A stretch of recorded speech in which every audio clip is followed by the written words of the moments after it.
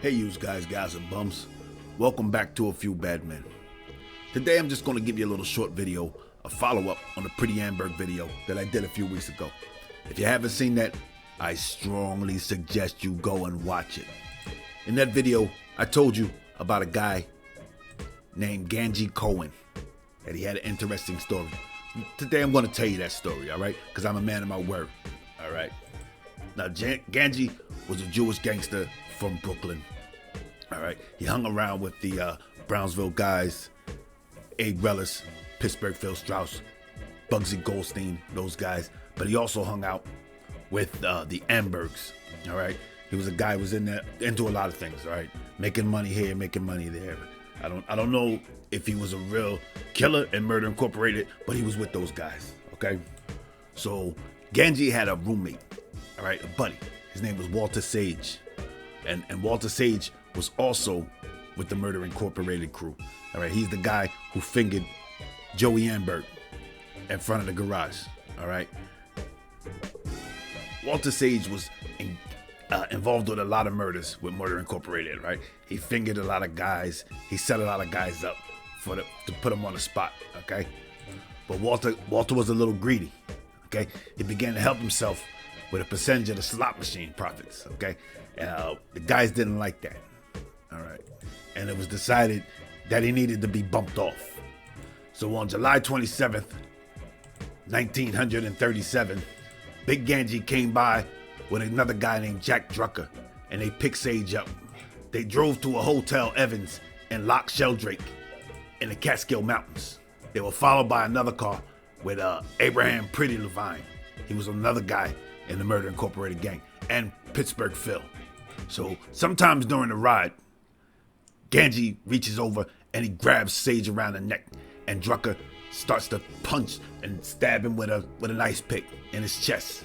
All right, Sage is putting up a fight. All right, he's grabbing the wheel. He steered the car into the ditch and they crashed. All right, during the scuffle, Cohen gets stabbed in the arm by accident, and he's screaming out, and Sage is screaming out, and this lets Pittsburgh Phil know where the guys are. All right, and they head up to the car. By the time they're getting there, it's all over with. All right, Drucker is wiping the blood off of the ice pick, and Gangi has run off into the woods. Nobody knows where he went. Gangi took off. All right, he didn't know what was going on. He didn't know if he was on the spot too, so he took off. They're yelling, Gangi, come back. But Gangi's gone in the wind. Okay, so what the guys do is they truss up Walter Sage, jackknife, Murder Incorporated style, okay? And they tie a slot machine to his chest, and they row out to the middle of Loch Sheldrake,